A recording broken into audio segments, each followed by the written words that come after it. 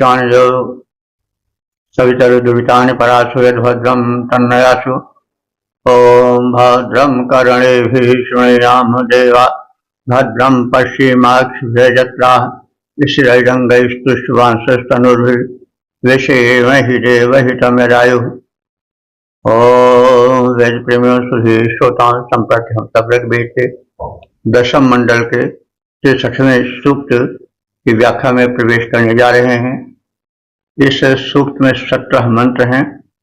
मंत्र दृष्टा ऋषि गयाप्लात देवता विषय देवा, और इस सूक्त के प्रथम मंत्र का शीर्षक है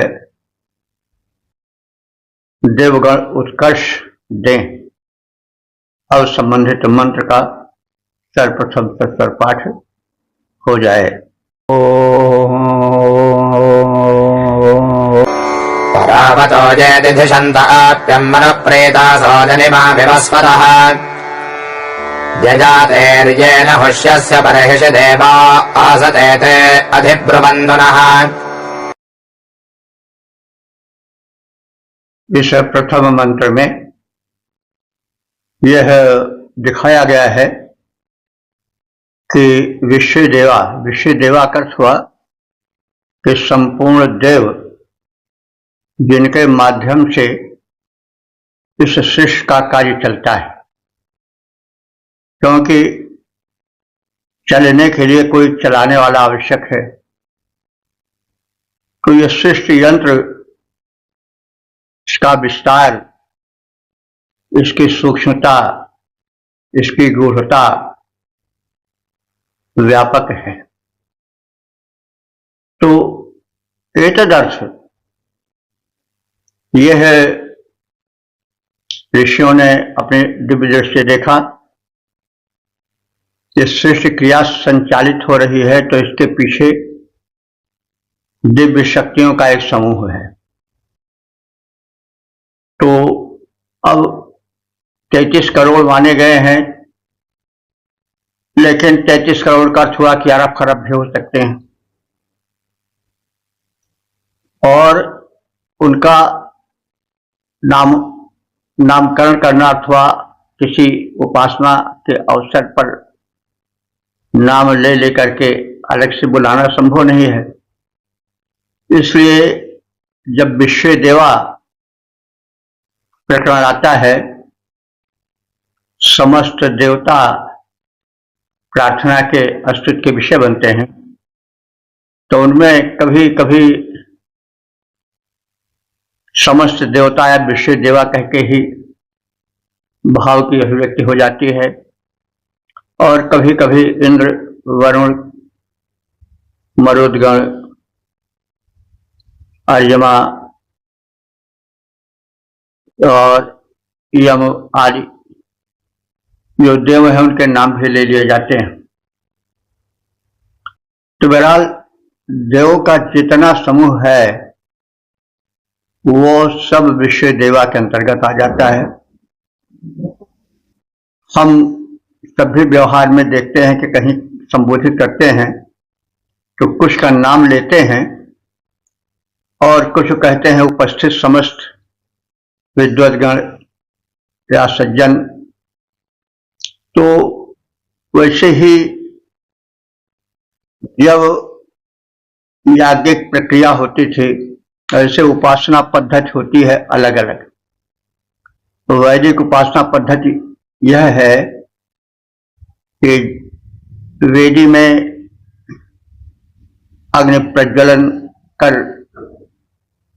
उसमें आहुति दी जाती थी और देवों का आवाहन होता था। उसमें तमाम का नाम लिया जाता था, विश्व देवा कह दिया जाता था। उनसे प्रार्थना की जाती थी और यह विश्वास किया जाता था कि सूक्ष्म रूप से ये सारी शक्तियां यहां विद्यमान हैं। तो उनकी विशेषताएं बताना, फिर उनकी महत्ता के कथन के साथ ही साथ उनसे अपने हृदय के भाव को व्यक्त करके उनसे जीवन के सुख समृद्धि हेतु याचना करना ही प्रार्थना का विषय था और आज भी है। हम किसी देव विशेष के लिए जाते हैं, मंदिर में, गुरुद्वारे में, मस्जिद में, कहीं भी जाते हैं तो पहले उसकी शक्ति का कथन करते हैं, उसके वृत्त से जुड़ी हुई घटनाएं कहते हैं, शक्ति और सामर्थ्य और करुणा का बखान करते हैं। उसके पश्चात फिर अपनी व्यथा या अपनी आवश्यकता का निवेदन करते हैं। तो ये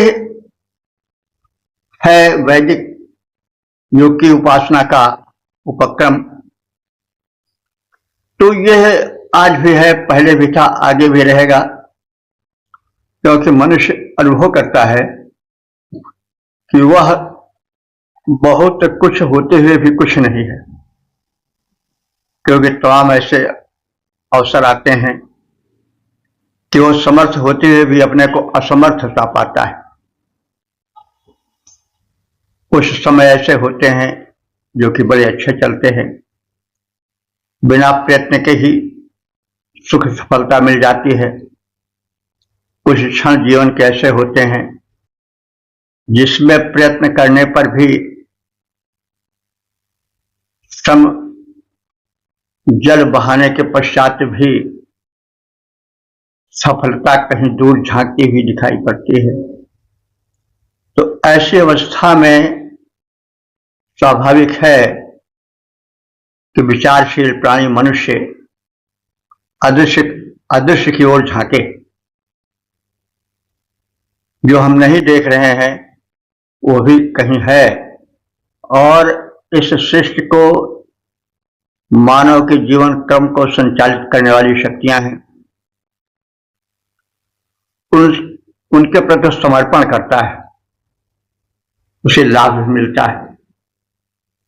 यह आज नहीं, आदिकाल से होता रहा है और आगे भी होता रहेगा, क्योंकि मनुष्य सब कुछ होते हुए भी अंत में अपने को बौना ही पाता है, तो उसे देव शक्तियों का आश्रय लेना पड़ता है। नामकरण उनका किया जाता है। नामकरण तो किसी एक वस्तु का भिन्न भिन्न भाषाओं में होता है। कुछ लोग इसी में भटक जाते हैं कि हमारा ही देव सही है, हमारी ही प्रार्थना सही है, और यही अज्ञान है, और वे परस्पर भिड़ जाते हैं, रक्तपात तक होता है। तो शक्ति में विश्वास करना तो आवश्यक है, और शक्तियां अनेक हैं। अब विशेष देवा का जो तात्पर्य है उसको समझे बिना हम अर्थ के गांभीर्य को समझ नहीं पाते हैं या समझ नहीं सकते हैं पूरी तरह से। तो वैसे शक्ति तो एक है, लेकिन एक अनेक में बढ़ जाता है। जैसे राजा है, सम्राट है, वो तो एक है, लेकिन उसकी शक्तियां भिन्न भिन्न अधिकारियों कर्मचारियों में बटी हुई है, सबके अपने अपने काम है। तो मनुष्य प्रत्यक्ष के आधार पर अप्रत्यक्ष का निर्णय करता है। जैसे वो प्रत्यक्ष देखता है कि एक व्यवस्था है शासन में, वैसे वो सृष्टि में एक व्यवस्था देखता है और उस व्यवस्था में विभिन्न शक्तियों का नाम लेता है, और शक्तियां इतनी कि अंत में सर्वेभ्यो देवभ्यो नमः करके व्यक्ति पूजा कर्म को चलाता है कि सभी देवताओं को। तो इस प्रकार से हम जब विषय देवा की सुस्पष्ट अवधारणा कर लेंगे तब अर्थ में विशेष दिक्कत नहीं होगी। जो प्रार्थना पद्धति है वो जैसे पहले थी वैसे आज भी भाव वही है। कुछ प्रार्थना करने के ढंग में परिवर्तन होता रहा है। जो वैदिक युगीन प्रार्थना है, यज्ञ में आहूत सूक्ष्म देव शक्तियों को आहुति अर्पित की जाती है और विश्वास किया जाता है कि वे हमारी आहुति ग्रहण कर रहे हैं और हमारे जो कष्ट हैं, हमारी जो प्रस्तुतियां हैं, कष्ट दूर करके प्रस्तुतियों को पूर्ण करेंगे आदि आदि। तो इस छाया में अर्थ को देखें तो आनंद आवेगा। प्रार्थना है, दिव्य प्रार्थना है कि यह माने जो देवगण परावतः हमसे, परावतः माने दूर देश में कहीं रह रहे हैं, आप्तम दधिशन्ते मनुष्यों से वे बंधुत्व भाव धारण करते हैं। तो जब ब्रह्मांड विस्तृत है तो देव शक्तियां भी विस्तृत होंगी, लेकिन देव शक्तियां दिव्यता से परिपूरित हैं, इसलिए वे मनुष्यों की अपेक्षा अधिक समर्थ हैं और उनके सामर्थ्य के आगे नतमस्तक होकर के भक्त आराधक प्रार्थना करते हैं कि हे दिव्य शक्तियों, विश्व देवा, तुम परावतः दूर देश में भी रह सकते हो, रह रहे होगे। उस दूर देश से हमारे इस शुभ यज्ञ कर्म में आओ और आप्तम दधिशन्ते, आप कहते हैं बंधुत्व को, आप माने बंधुत्व भाईचारा, और मनुष्यों से तुम अपना भाईचारा आप निर्धारित करो, अपनापन उनसे मानो। मनु प्रीतासः विवस्वतः जनिमा, हम सब कौन है? विवस्वतः, विवस्वतः हमें विवस्वान, विवस्वान के पुत्र मनु, विवस्वान सूर्य को कहते हैं। कहा जाता है कि आज मानव जो है, मनु कहा गया, उसको नाम दिया गया, उसी मन से मानव बना है।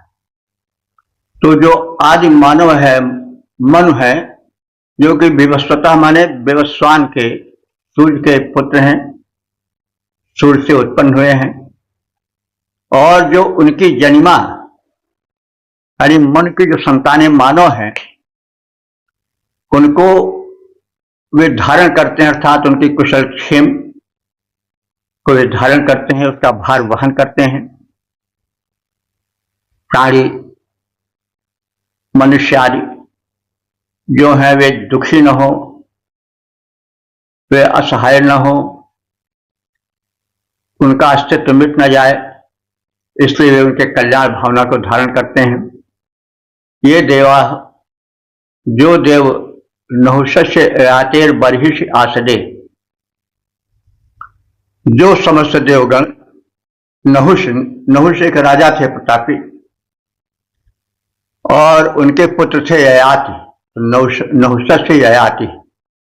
राजा नहुष के प्रतापी पुत्र ययाति नामधारी के यज्ञों में बर्हिष, बर्हिष माने कुशासन पर आकर जो देवगण बैठते हैं, आसते, आसते माने बैठते हैं, तेन ते नह, वे सब, वेनह, वेनह माने धनादि प्रदान करके, अधिब्रुवन्तु, हमारे कुशल क्षेम की बातें कहें, अधिब्रुवन्तु, और वे हमारा उत्कर्ष करें। जो देवगण दूर देश से आकर मनुष्यों से मैत्री संबंध को सुदृढ़ करते हैं, जो विवस्वान के पुत्र सूर्य के पुत्र मनु की संतानें मनुष्यों के कुशल क्षेम को धारण करते हैं, जो देवगण राजा नहुष के पुत्र राजा ययाति के यज्ञ में आसनों पर विराजमान होते रहे हैं, ऐसे समस्त देव हम सब उपासकों को वैभव प्रदान करें, सम्मानित करें और हमारा उत्कर्ष करें, ताकि हम इस संसार में सुखी संपन्न समृद्ध जीवन बिता सकें। जो देव दूर से आम मनुजों से मैत्री सुदृढ़ बनाते हैं, मनु की संतान मानवों को धारण कर धन्य कराते हैं। राजा ययाति के यज्ञ मध्य आसन पर शोभा पाते हैं, वैभव दे सम्मानित करके उत्कर्ष भरें हम ध्याते हैं। ओ 10-63 देवता विषय देवा शीर्षक आवाहन श्रवणार्थ प्रार्थना। अब संबंधित मंत्र का सर्वप्रथम सस्वर पाठ हो जाए।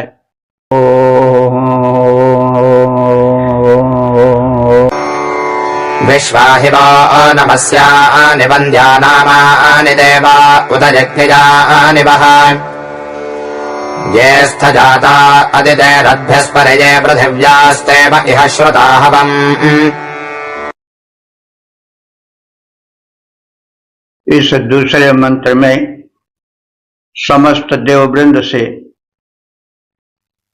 प्रार्थना की गई है, यज्ञ भूमि पर उनका आवाहन किया गया है,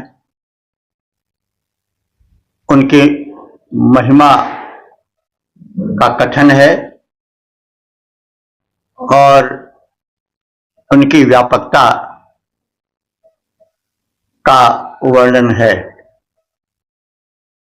जो देव हैं वो किसी एक स्थान पर नहीं है, अनंत ब्रह्मांड का विस्तार है, तो देव शक्तियों का भी अनंत विस्तार है। कुछ देव शक्तियां पृथ्वी पर रहती हैं। यह वैदिक मान्यता है कि देव शक्तियों का निवास स्थान विभक्त है, तो कुछ भूमंडलीय हैं, कुछ देव शक्तियां अंतरिक्षस्थ हैं, अंतरिक्ष में रहने वाली हैं। अंतरिक्ष जो है पृथ्वी और द्युलोक के मध्य का जो स्थान है वह अंतरिक्ष कहलाता है। जहां तक पृथ्वी की आकर्षण शक्ति कार्य करती है वह आकाश का भाग अंतरिक्ष कहा जाता है। और उसके बाद द्युलोक है, जिसके विस्तार का कोई अंत नहीं है। तो देव शक्तियां पृथ्वी पर भी हैं, अंतरिक्ष में भी हैं और महाकाश में भी हैं, द्युलोक में भी हैं। तो देवों से कहा जा रहा है कि हे देव, तुम्हारे भिन्न भिन्न नाम हैं,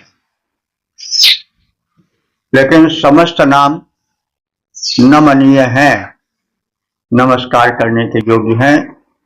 विश्वानामानि, तुम्हारे संपूर्ण नाम महत्वपूर्ण हैं, वे नमनीय माने रम्य हैं। नमस्यन्ति, तुम सब नमस्यानि माने नमस्कार करने योग्य हो। तुम्हारी महत्ता उस ऊंचाई पर तुमको पहुंचा देती है कि तुम प्रणाम के योग्य महान रूप में सिद्ध होते हो, दिखाई देते हो। वंद्या, हे समस्त देवगण, तुम वंद्य हो, वंदनीय हो, अभिनंदनीय हो। यज्ञानी माने यज्ञ में पूजा योग्य हो, पूजनीय हो। अदिते, अदिति, तुम अदिति के पुत्र हो। आदिभ्य, तुम अंतरिक्ष में भी रहते हो, अंतरिक्ष व्यापी हो, पृथ्वी व्यापी हो।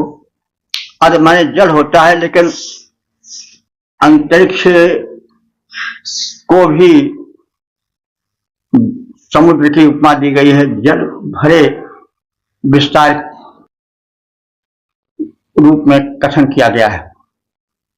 तो अभ्या जल के लिए अर्थात अंतरिक्ष में भी तुम्हारी व्याप्ति है, और यह पृथ्व्या जाता जो तुम सब देवगण पृथ्वी पर उत्पन्न हुए हो, यहां यही निवास करते हो। ते माने वे सब, इह माने यहां, हवम सुतम, हम सबके आवाहन को सुनो, प्रार्थना मंत्रों को सुनो, स्तुतियां सुनो। तो हे देव, तुम्हारे संपूर्ण नाम नमस्कार करने योग्य हैं, वे वंदनीय हैं, अभिनंदनीय हैं, यजनीय हैं। जो देवता अदिति यानी पृथ्वी पर हैं अथवा अदिति से उत्पन्न हुए हैं, अदिति पृथ्वी को भी कहा जाता है, तो जो देवता अदिति से उत्पन्न है, पृथ्वी से संबंधित हैं, अंतरिक्ष से संबंधित हैं, वे सब हमारे आवाहन को, भक्ति भाव भरी पुकार को सुने, वंदनीय हैं, नमन योग्य हैं, यजन योग्य हैं, सुर सारे। हे देवों, जितने भी जाने जाते नाम तुम्हारे, जो उत्पन्न अदिति से, अंतरिक्ष से, भूतल से बलधारे, वे सारे के सारे सुर सुन लें आह्वान हमारे। ओम 10-63 देवता विषय देवा शीर्षक मंगलार्थ स्तुति और संबंधित मंत्र का सर्वप्रथम सत्सर पाठ हो जाए।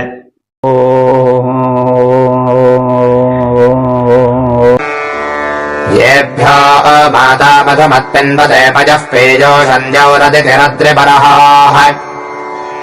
उक्थशुष्मान् वृषभरान् स्वप्नसस्तान् आदित्यान् अनुमदा स्वस्तये। इस तीसरे मंत्र में समस्त देवों का संक्षिप्त परिचय है, साथ ही साथ उनकी अविनाशी शक्ति और स्वरूप और अमृत तत्व जो उनमें व्याप्त है, जो शक्ति है, और उनका स्वागत जिस प्रकार से धरती करती है, अंतरिक्ष करता है, उन सबका कथन है। और अंत में उनसे कल्याण प्राप्त हेतु प्रार्थना है। और सभी लोगों को सलाह दी गई है कि वे अस्तुत्य महिमा मंडित देवों की आराधना करें, क्योंकि देव ही कुशल क्षेम के वाहक हैं। देव शक्तियां ही धरती को संभाले हैं, वे ही वृक्ष का प्रबंधन करती हैं, वे ही फल फूल लताओं में गर्भ धारण करा करके अन्न और खाद्य पदार्थ उत्पन्न करते हैं।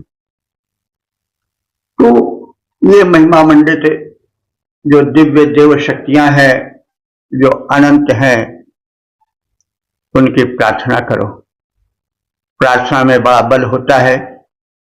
प्रार्थना का मतलब ये नहीं समझना चाहिए कि कोई चापलूसी है। चापलूसी तब है जब व्यक्ति में शक्ति न हो और उसको शक्ति से मंडित कर दिया जाए बढ़ा चढ़ा करके, तब वो चापलूसी होती है। लेकिन जो जैसे हैं उनको वैसा कहना भी परम धर्म है, क्योंकि प्रार्थना से यदि एक ओर अपना हृदय पवित्र होता है तो दूसरी ओर एक आस्तिक भावना का विस्तार होता है। देखी देखा पुण्य, देखी देखा पाप। जब प्रार्थना करते हैं दिव्य शक्ति के आगे नम्र होकर लोग बैठते हैं तो इतर जन भी उससे प्रभावित होते हैं और प्रार्थना में बड़ा बल होता है। तो हे मनुष्यों, तुम इन सब देव शक्तियों का सम्मान करो जिनको माता पृथ्वी माता जो है वह मधुमत पया पिंड से, मधुमत माने मधुरता भरा, पय माने दुग्ध भी होता है, जल भी होता है। तो जो देव शक्तियों के लिए मधुर दुग्ध के समान पोषक जल प्रदान करती हैं, जो पृथ्वी माता दिव्य शक्तियों के लिए, और अदिति अद्यवर्हा देव पीयूषम, जो देव शक्तियां हैं वे पृथ्वी से ही नहीं सम्मान पाती हैं, वरन देव देव माने द्युलोक से भी सम्मान पाते हैं, अंतरिक्ष से भी सम्मान पाते हैं। जहां के मेघाच्छन्न आकाश जल रूपी अमृत को धारण करता है, वहां भी देव शक्तियों का सम्मान है। और उनसे उक्त माने स्तोत्र, उनके प्रार्थना में स्तुति मंत्र, स्तोत्र या स्तुतियां कही जाती हैं। सुषमान, ये देवगण जो है वो बलशाली हैं, सूक्ष्म बल को कहते हैं। वृषभरान माने ये वृष्टि करने वाले हैं। आदित्यान, ये सब आदित्य के पुत्र हैं। आदित्य माने पृथ्वी होता है। आदित्य उस अखंड शक्ति को भी कह सकते हैं जिससे समस्त शक्तियां निकलती हैं। तो जो अनेक है उसके निकलने का एक स्थान अवश्य होगा। सूर्य एक है, उससे असंख्य किरणें निकलती हैं, फिर उसमें समा जाती हैं। तो ये जो अखंड शक्ति है, ऊर्जा स्रोत है, वही आदित्य है, और उससे ये समस्त देवगण जीवन पाते हैं। स्वस्थ माने कल्याण के लिए अनुमद, हे मनुष्यों, तुम उनके मद माने आनंद पूर्वक स्तुति में संलग्न हो जाओ। सुख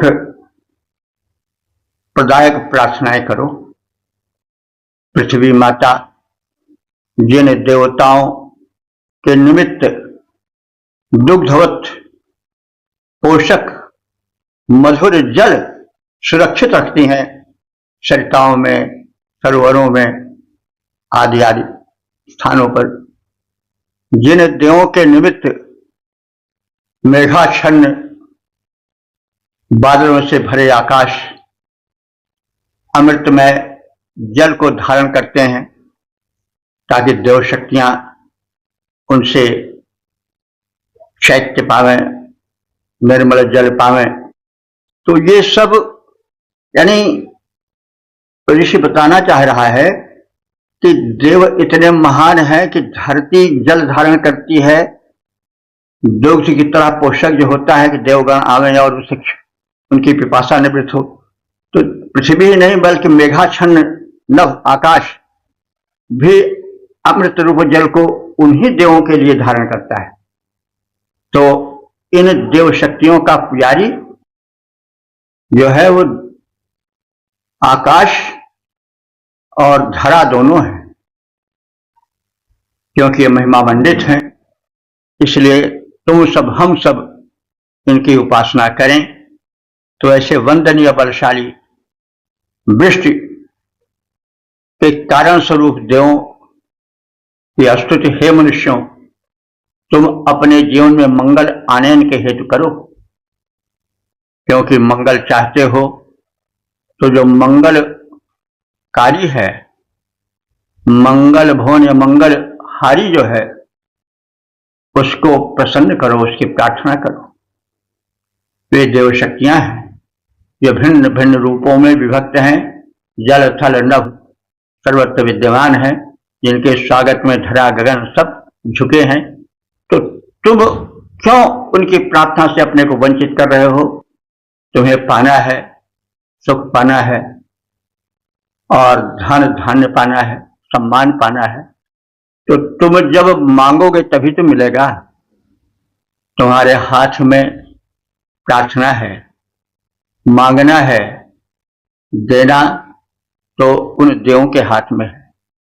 तो इसलिए तुम उनसे पाने हेतु प्रार्थना करो। और स्वाभाविक है कि जो देता है, अगर हम उसके आगे झुके नहीं और अपना गर्व दिखावें तो यह अशिष्टता होगी, असामाजिकता होगी। जिससे हम पाते हैं उसके आगे शीश झुकाना आवश्यक है। यही शिष्टाचार है। जिनके हित धरती माता उज्ज्वल पय धारण करती, नभ धारण करता है अमृत है श्रद्धा सदा उमरती। वंदनीय बलशाली ऐसे देव वृष्टि करते हैं, देव वृष्टि करते हैं, उनकी स्तुति करो। देव कल्याण सृष्टि करते हैं। और 10-4 देवता विषय देवा शीर्षक जनहितकारी देव। अब संबंधित मंत्र का सर्वप्रथम सस्वर पाठ हो जाए।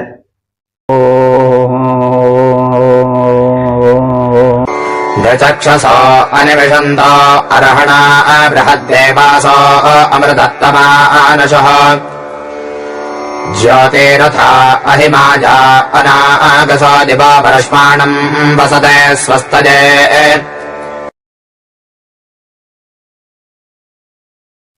इस चौथे मंत्र में यह कथित है कि जो समस्त दिव्य शक्तियां हैं ये जनहितकारी हैं। इनका कार्य जो है उस शिष्य में संतुलन और जो शिष्य का श्रृंगार मानव है उसको सर्वरूपेण सुखी और संपन्न करना है। तो इसलिए इनकी प्रार्थना हो, इनकी दिव्य शक्तियों का अनुभवन हो और समर्पण हो। यह परम आवश्यक है। मनुष्य जब अपने से श्रेष्ठ की कृपा करुणा पाता है तो उसको बड़ा संतोष होता है, आत्मविश्वास जगता है। तो इसीलिए कहा गया है कि अनाथ कौन है, हाथ त्रिलोकनाथ साथ हैं, दयालु दीन बंधु के बड़े विशाल हाथ हैं, अति भाग्यहीन है अधीर भाव जो भरे।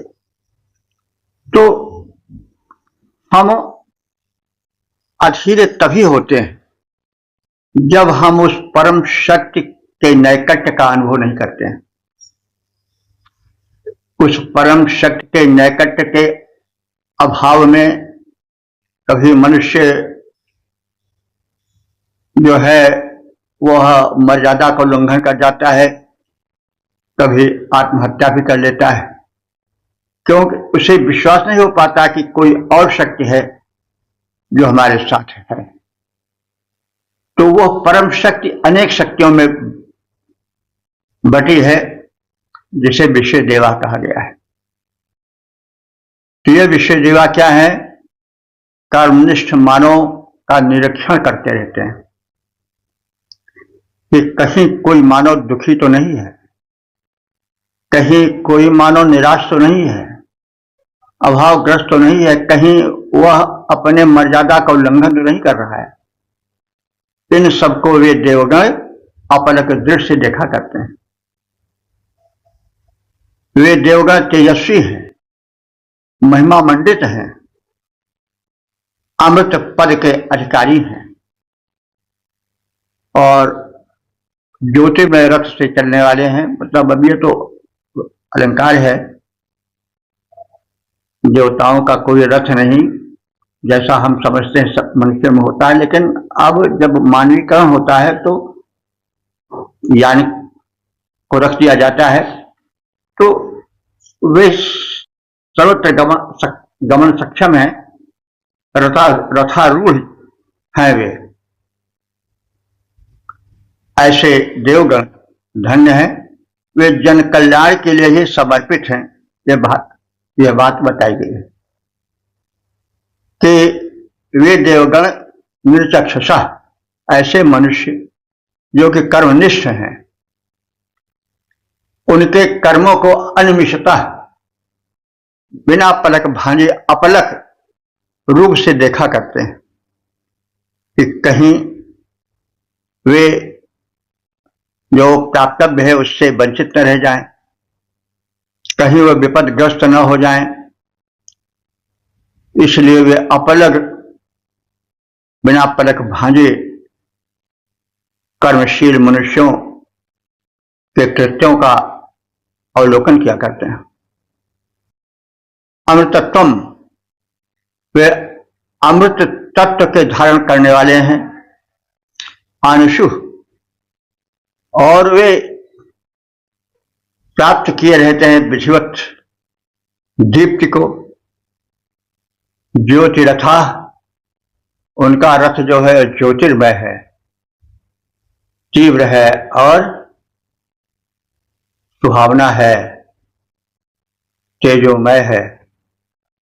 अनागसा, ये देवगण आगस कहते हैं पाप को और अनागस कहते हैं पाप रहित, निष्पाप है, क्योंकि ये शक्तिमान है, साथ ही साथ जिनकी रक्षा होनी चाहिए, जिनको उत्कर्ष मिलना चाहिए, उन पर यह अपलक दृष्टि रखते हैं कि कहीं कोई सत्कर्मी वंचित तो नहीं हो रहा है। मतलब ये इनकी कृपा दृष्टि है।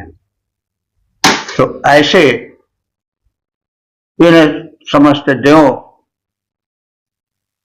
पर विश्वास रखो और ये ध्यान रखो, ये विश्वास रखो कि वे जन कल्याण के लिए निवास करते हैं, वे हमारे सहायक हैं।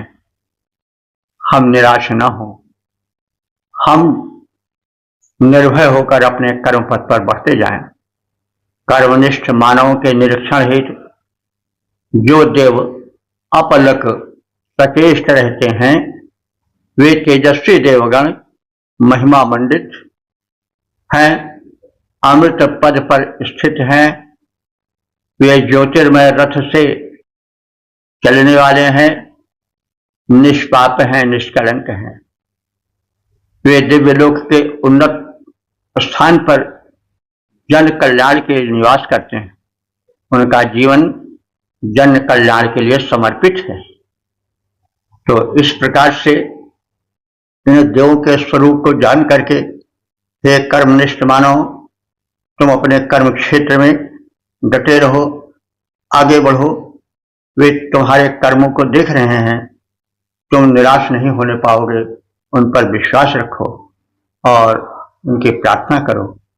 प्रार्थना करके अपने को किसी शक्ति से या किन्हीं तमाम शक्तियों से रक्षित हैं हम, ऐसा विश्वास करो और अपने को कहीं असहाय दीनहीन समझ करके निराशा के गर्त में मत पड़ो। तो जो कर्मठ मानव को अपलक दृग से देखा भाला करते, जो देवगण कर्मठ मानव को अपलक दृग से देखा भाला करते, ऐसे तेजस्वी सुरगण पद अमृत प्राप्त सुख है भरते। ज्योतिर्मय रथ से युक्त देव निष्पाप सदा ही सहोल्लास, जनहित में उच्च स्वर्ग भूपर करते हैं सादर सब निवासी। ओ 10, 63, 5 देवता विश्वदेवा शीर्षक उपासना हेतु सम्मति। अब संबंधित मंत्र का सर्वप्रथम पर पाठ हो जाए।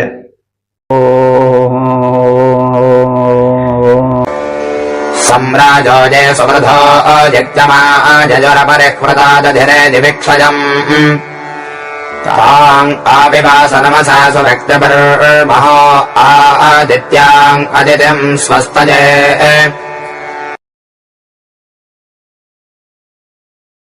इस 5वें मंत्र में कथित है कि हे उपासकों, तुम्हारे कल्याण के लिए देवगण तत्पर हैं,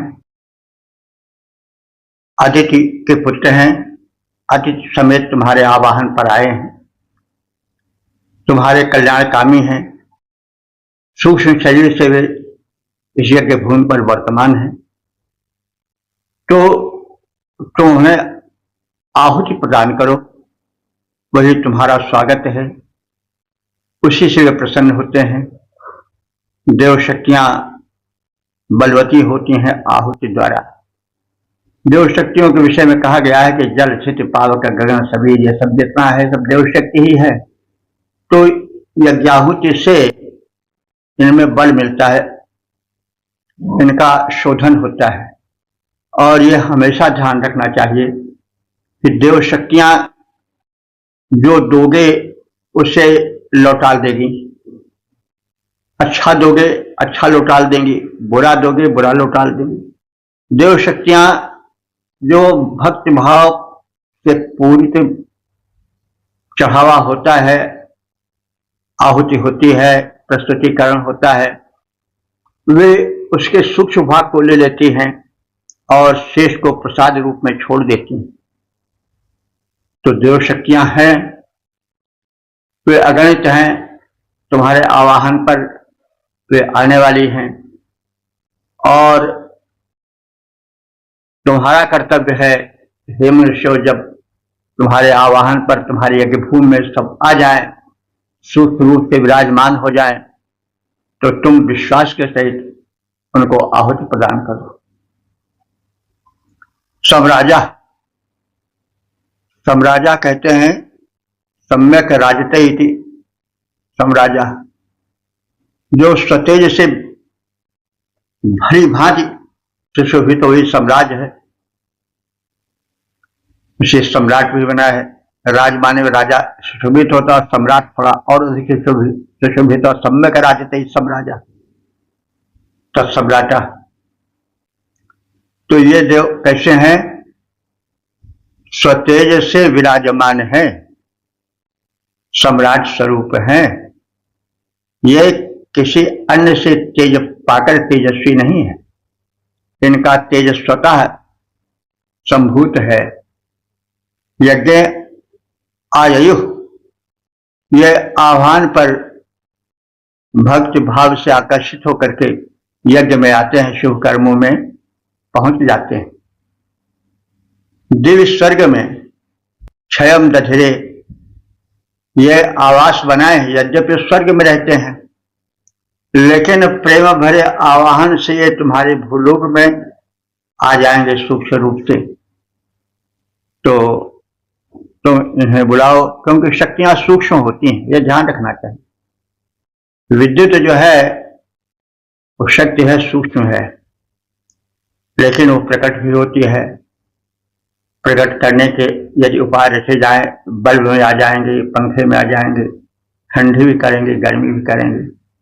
तो वैसे देव हैं, सूक्ष्म हैं, लेकिन वे भाव से स्थूल होकर प्रकट हो जाते हैं और तुम्हारे यज्ञ में आते हैं। यज्ञम आयु, तुम्हारे शुभ कर्मों में सम्मिलित होते हैं, सहायता करते हैं। दिव्य, ये दिव्य शक्तियां स्वर्ग में, यानी तुमसे थोड़ा इधर दूर हट करके, क्षयम दधिरे, क्षय कहते हैं निवास स्थान को, आवास को। ये आवास बनाए हैं, यानी ये स्वर्ग में रहने वाली हैं दिव्य शक्तियां। ये महा माने महान है।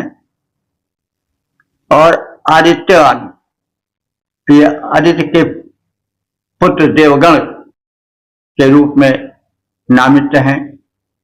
स्वस्थ कल्याण के प्रयोजन से नमस्कार द्वारा हे उपासकों, सुवृत्ति भी सुंदर उच्चरित स्तुतियों द्वारा तुम इनके आविवास विधिवत सेवा करो।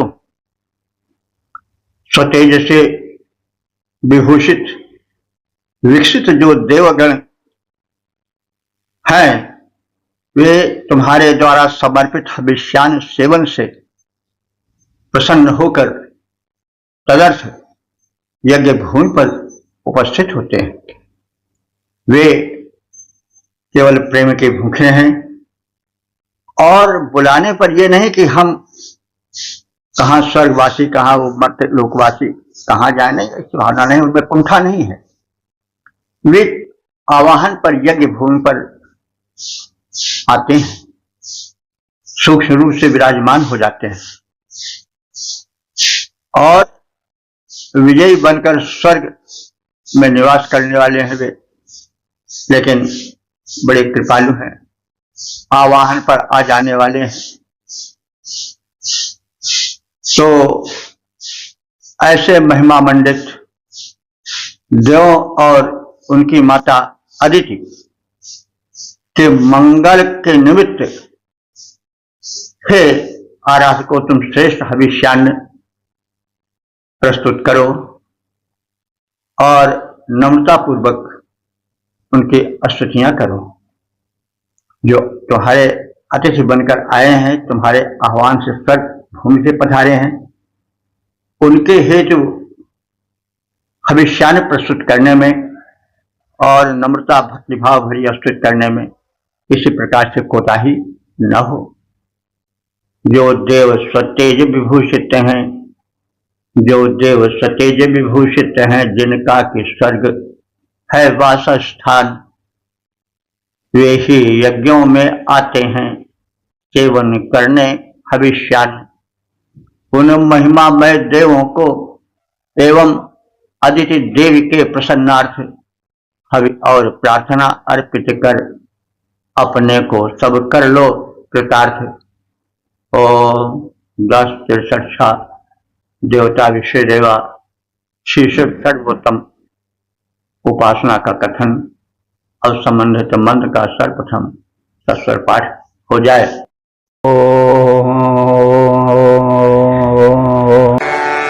कोपस्तामं राधते यञ्जुजोषध विश्वे देवासो मनुषो यतिष्ठन् कोपोद्धरन्तु विजाता अरङ्गहत्यो नः परषदत्यम्भ स्वस्तये।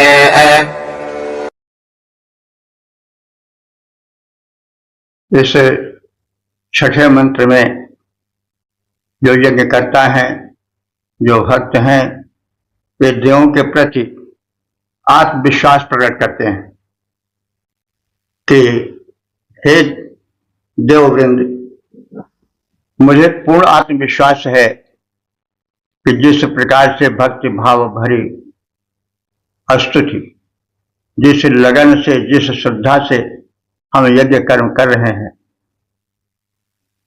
हमें विश्वास है कि उतनी श्रद्धा से अन्य नहीं कर रहे होंगे। अब यह है, मतलब अहंकार नहीं कहा जा सकता, वरन आत्मविश्वास और भक्ति भाव भरा समर्पण का प्रारूप इसमें देखा जा सकता है। तो हे समस्त देव, मुझे छोड़कर तुम लोगों की स्तुति और कौन कर सकता है। हे ज्ञान संपन्न देव, जो यज्ञ पाप से बचाकर कल्याण प्रदान करता है, मुझे छोड़कर अन्य कौन उस यज्ञ को आयोजित कर उसे स्तुतियों और आहुतियों से अलंकित कर सकता है। अर्थात कोई अन्य नहीं, इसमें जो है वह उपासक का आत्मविश्वास झलक रहा है, गर्वोक्ति नहीं है। स्तुति और न कर सकता है मुझे जैसा है देव तुम्हारी। हे देव, स्तुति और न कर सकता है मुझे जैसा है देव तुम्हारी। यज्ञ सभी कोई न अन्य कर सकता है, यह उक्ति हमारी। यज्ञ सभी कोई न अन्य कर सकता है, यह उक्ति हमारी। यज्ञ दुख नाशक जो है, जो मेरा मंगल प्रद है, अघहारी है, कौन और शोभित कर सकता। स्तुतियां आहुति देकर अति प्यारी है। ओम 10:67 देवता विषय देवा शीर्षक अभय हेतु प्रार्थना और संबंधित मंत्र का सर्वप्रथम तत्पर पाठ हो जाए।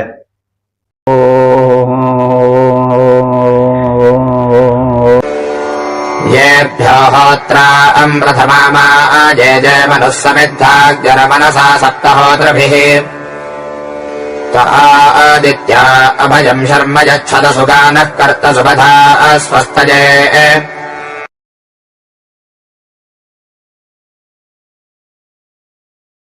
इस 17वें मंत्र में यह कथित है कि यज्ञ की वह परंपरा जो आज मानव महाराज मनु के द्वारा स्थापित की गई है, उस परंपरा को हम यज्ञकर्ता यजमान छोड़ी नहीं है, उसे सक्रिय रखें।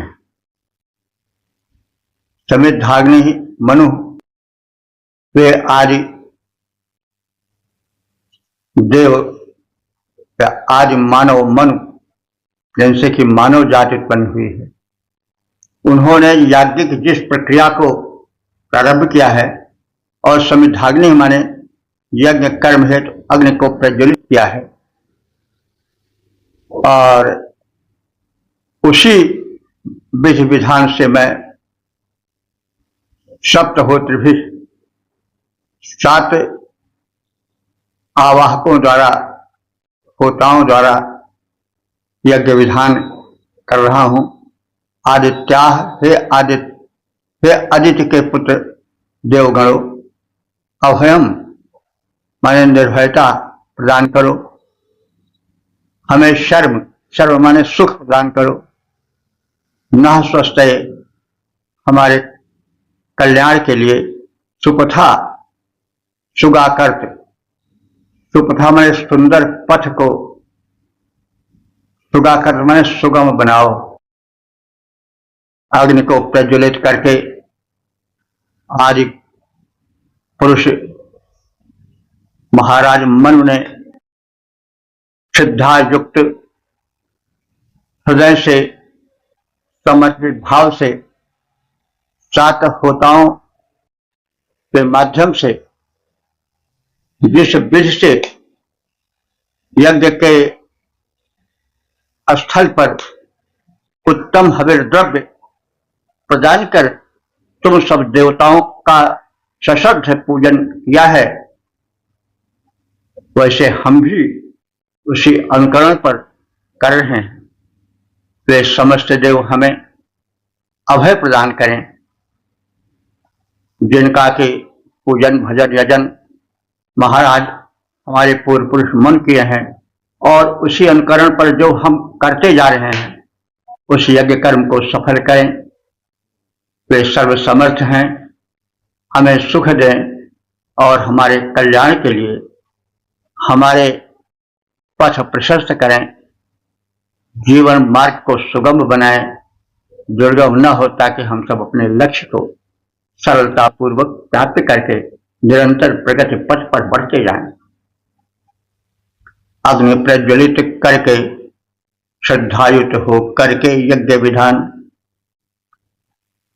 अग्नि प्रज्वलित करके श्रद्धायुक्त हो करके यज्ञ विधान मन ने किया और देवों को अर्पित किया। श्रेष्ठ हव्यान वे ही देव कृपा कर हमको करें सर्वथा अभय प्रदान, वे ही देव कृपा कर हमको करें सर्वथा अभय प्रदान, पथ को करें प्रशस्त हमारे, करें सदा वे ही कल्याण। इस प्रकार से महाराज मन ने जिस यज्ञ परंपरा को स्थापित किया, हम उसका परिपालन कर रहे हैं, और एक दर्थ हम दिव्य शक्तियों से, देवों से प्रार्थना कर रहे हैं कि हमारा पथ निष्कंटक हो, हम अपने प्रगति पथ पर, सुकर्म पथ पर, यज्ञ पथ पर निरंतर बढ़ते जाएं। ओम 10-63-8 देवता विषय देवा शीर्षक पापों से रक्षार्थ प्रार्थना। अब संबंधित मंत्र का सर्वप्रथम सत्पर पाठ हो जाए।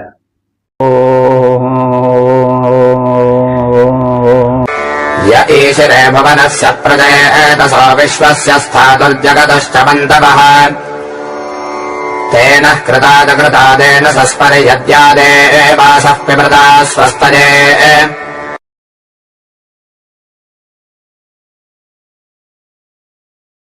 इस 8वें मंत्र में समस्त देवगणों से प्रार्थना की जा रही है कि वे समर्थ हैं, चराचर जगत के नियंता हैं, वे हमारे पुण्य पथ को, यज्ञ पथ को प्रशस्त करें। हमसे भूल चूक में जो पाप हो गए हैं उनसे हमें मुक्त करें और हमें सदैव कल्याण प्रदान करते रहें, पाप से बचाते रहें, क्योंकि पाप पीड़क होते हैं और कोई भी कष्ट बिना पाप के नहीं होता, चाहे शारीरिक हो, चाहे मानसिक हो, चाहे दैविक हो, चाहे दैहिक हो, क्योंकि संसार में सारे कर्म या कार्य कारण से बंधे होते हैं, कोई चीज अकारण नहीं होता और उसका कारण पाप है। पाप क्या है? जो नहीं करना चाहिए वही करना और जो करना चाहिए वह न करना पाप है।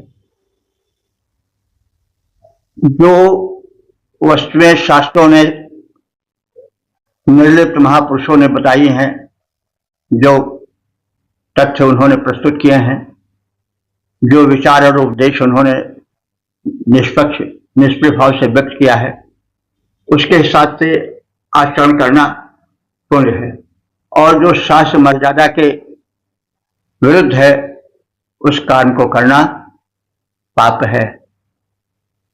आयुर्वेद शास्त्र है वो खान पान का, औषधि का, क्यों रोगी होता है बातें बताते हैं, तो हमें उसका अनुसरण करना चाहिए। जैसे इसी प्रकार से तमाम शास्त्र हैं, एक नहीं अनेक शास्त्र हैं, तो वे आचरण की जो मर्यादा स्थापित किए हैं उस मर्यादा पर चलना चाहिए।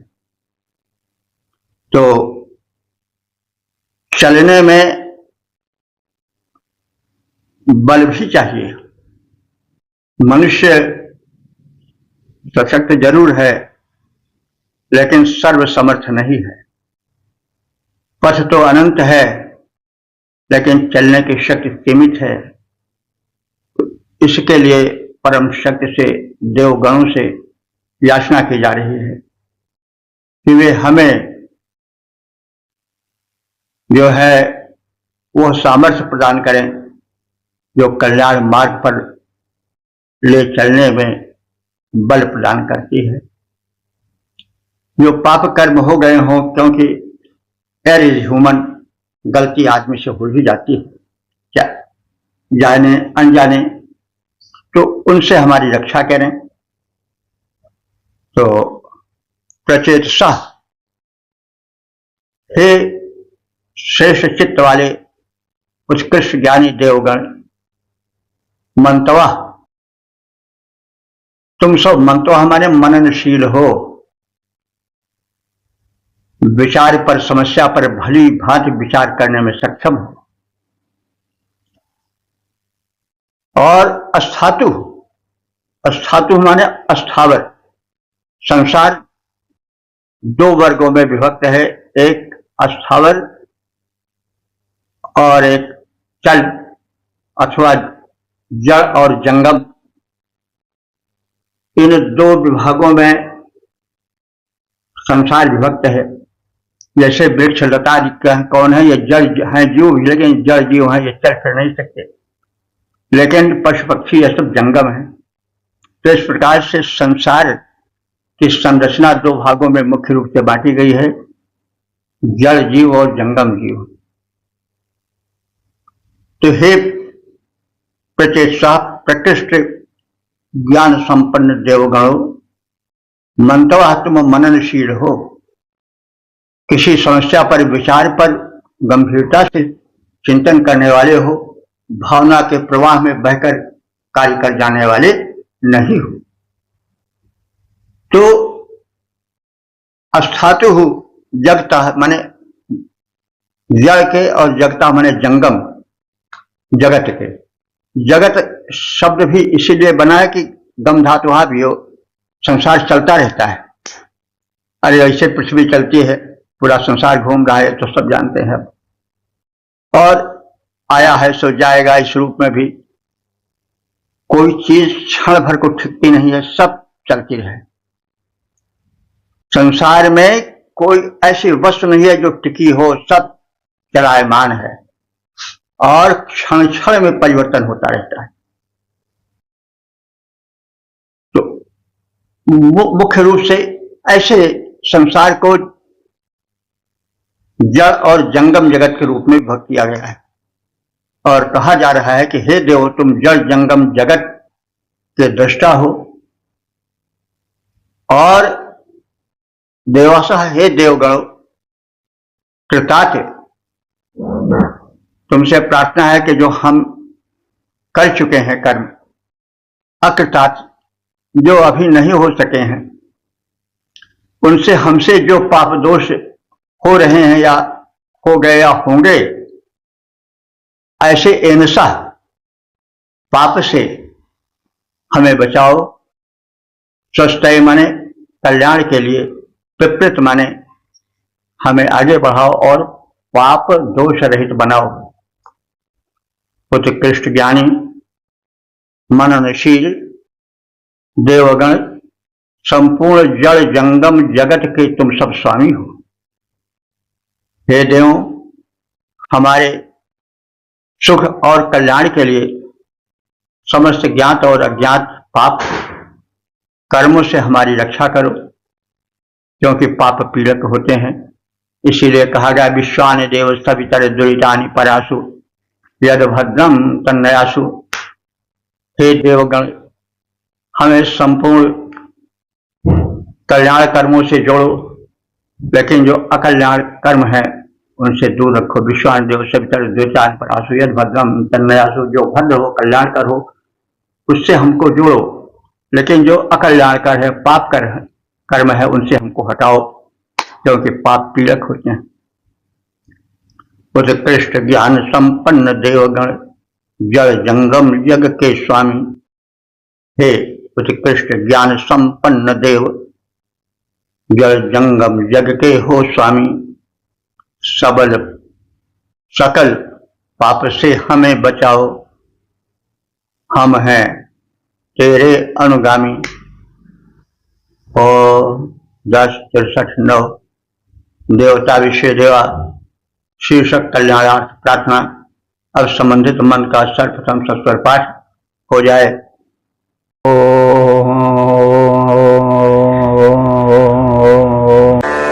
भरेष्वेन्द्रं सहवं हवामहे होवचं सुकृतं दैव्यञ्जनम् अग्निं मित्रं वरुणं सातये भगं द्यावा पृथिवी मरुतस्वस्तये।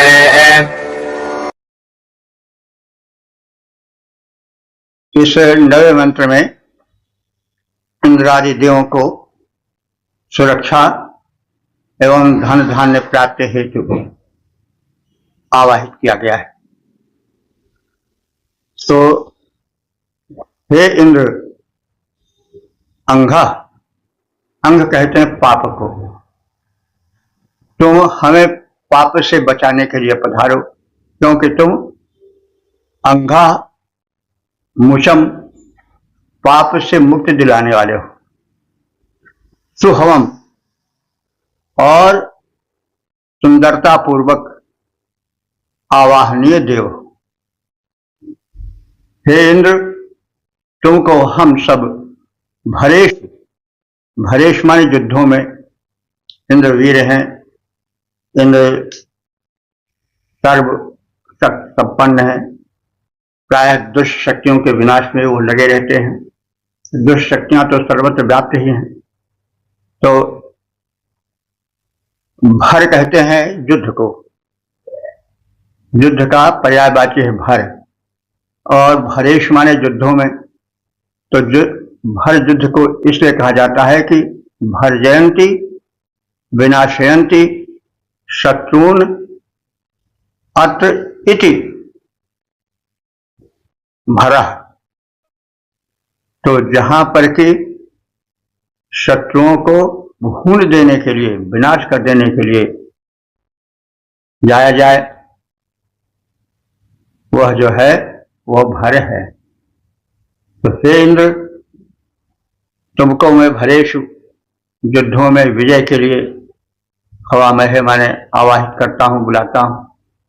सुकृतम दैन्यम जन्म, हे सुकृत माने पुण्य कर्मों को करने वाले, दैव्यम जन्म माने दैवी शक्ति से संपूर्ण देवगण, हे अग्नि, अग्नि मित्रम वरुणम भगम, हे अग्नि देवता, हे मित्र देवता, हे वरुण देवता, हे भग देवता, जावा पृथ्वी, हे द्युलोक और भूलोक, जो देव हो वे आवाहित हो। मरुता, हे मरुद्गण, तुम भी आवाहित हो, और तुम सबसे प्रार्थना है कि सातय माने हमें धन धान्य अन्न आदि प्राप्त कराने के लिए, स्वस्थय हमें कल्याण प्रदान करने के लिए आओ, और एक तरफ हम आह्वामहे, तुम्हारा आवाहन करते हैं। पाप मोचक आवाहनीय सुखदायक इंद्र को हम संग्राम में रक्षार्थ बुलाते हैं। श्रेष्ठ कर्म करने वाले दिव्य गुणों से युक्त अग्नि, वरुण, मित्र, भगदेव, द्यावा पृथ्वी और मरुदगणों को हम आवाहित करते हैं। वे हमें धन धान्य प्रदान कर हमारा कल्याण करते रहें। रण में रक्षण हेतु इंद्र, रण में रक्षण हेतु इंद्र, अघमोचक का करते आह्वान, अग्नि मित्र आदि को बुलाते, वे दें अन्न और कल्याण